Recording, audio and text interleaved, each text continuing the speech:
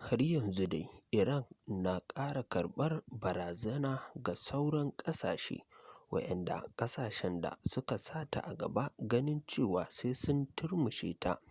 Wannan rahotanni da muke kawo muku kai tsaye. To, mai sauraro tsaya ka ji irin abubuwan da suke faruwa a yanzu haka.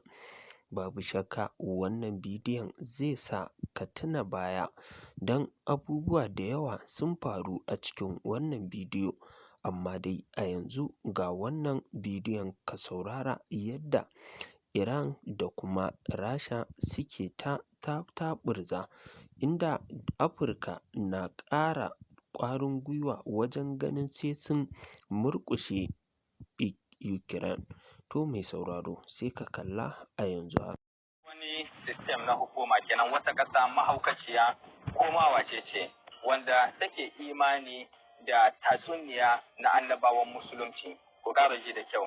Suka ce ba za su taɓa barin ba wasu ƙasashe mahaukata irin su Iran, musamman ma wanda suke da imani da tatsuniya irin ta annabawan musulunci, wai su mallaki bama nukiliya don su kare ƙasashensu. Wannan zagi ne ga musulunci gaba ɗayan mu na duniya gaba ɗaya. Amurkawa muka ce kullum da su da wannan karaman ƙasar tana yawo, ba wai yakin Iran bane suke, musulunci ne da kanshi suke yaki. System ne, program ne wanda sun shirya mushi shekara fiye da 50, suna so sai sun gama da dukkan wata ƙasa mai ƙarfi ta musulunci wanda tana iya kare musulunci, sannan kuma sai sun murkushe addinin musulunci gaba ɗayan shi. Propaganda sun yi ta waƙoƙinsu, ta falafalansu, ta jaridunsu, ta yada labaransu da suke nuna ma duniya na cewa duka a cikin falafalai mujurmanci da ta'addanci musulmi ne yake yin shi. Yanzu sai abin ya zo kuma kiriri na yaƙi. A nan dole mu gane na cewa wai yaƙin Iran kenan ba Iran bane suke yaƙi ta siyasa ko da wani abu. Yaƙi ne suke yi don su kare musulunci. Da farko mun gani yadda duka wasu masu ƙarfi a ƙasashen Larabawa wanda suna iya kama ma su haɗa gwiwa su yi ƙarfi don musulunci, sai aka karya musu gwiwa.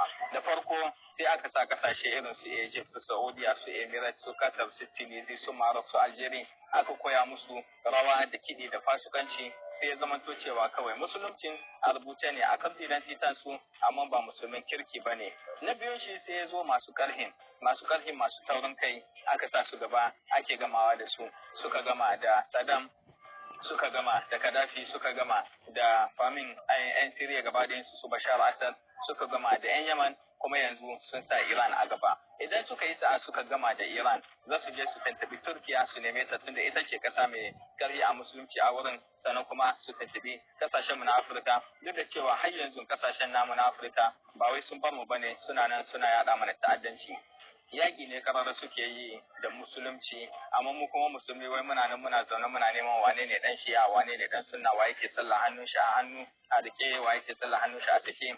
Yaƙi ne da ya kamata yau musulmi duka su tashi. Yana ƙara maimaitawa na cewa shugabanni da sarakan ƙasashen Larabawa a yau sun gani da cewa bayan rawan da suka yi sama turawa suka ba su kai, yanzu yau sun gani da cewa turawan da kansu ba su da aminci. A yau maganar da ake ƙasa Amurka ta nemi dukkan mutanenta da su bar dukkan ƙasashen Larabawa, amma ita Isra'il tun da akwai yaƙi da ya tashi. A yau maganar da ake ƙasa Amurka ta bar ƙasashen Larabawa ana musu bama-bamai. Wani babban ma'aikacin ƙasar Saudiya ya hito ya ce kwana 3 nan na yaƙi da aka yi, Amurka barin su ta yi, ba ta kare su ba, ta je ta kare wannan karamar ƙasar tana ta yawo, su kuma suka bar su ana ta yi musu bama-bamai a cikin ƙasashen su. A maganar da muke ajiye ranar 2 ga wannan wata, wani shahararren ɗan jarida na Amurka ya hito da dalili ya ce ajiyar nan ƙasar da ƙasar Saudiya sun kama mutane ma'aikatan karamar ƙasa Isra'il wanda suna cikin Saudiya da ƙasar, kuma su ne suka je don su rika sa bumabumai a cikin wayannan ƙasashen don su nuna kamar da cewa Iran ce ta yi don ƙasar Saudiya da ƙasar su shiga cikin wannan yaƙin.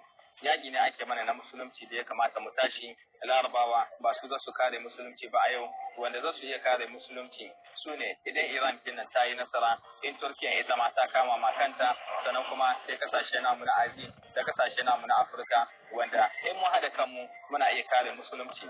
Amma a haka yaƙi ne karara da wannan ba wai Yahudawa bane, ba wai Kiristoci bane, mutane ne masu bauta ma amma shaidan ma ake kiransu Masonic. Mutane ne wanda ba wani addini gare su ba milla ba,